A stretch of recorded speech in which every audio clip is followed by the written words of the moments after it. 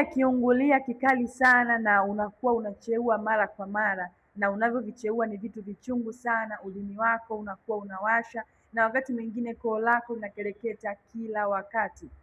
Unapoona hali hiyo, usikimbilie tu kutumia dawa kwa lengo la kuondoa hiyo hali ya kiungulia. Ni vizuri kufanya vipimo ukabaini chanzo cha tatizo lako.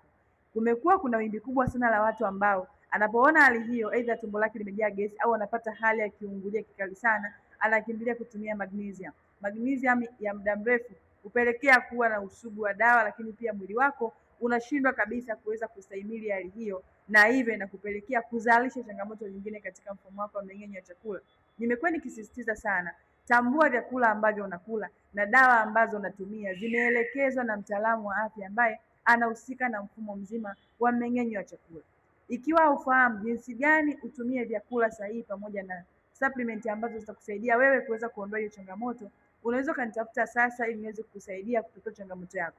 Nimeshawasaidia watu wengi ambao walikuwa na hali kama yako na wameweza kupona kabisa.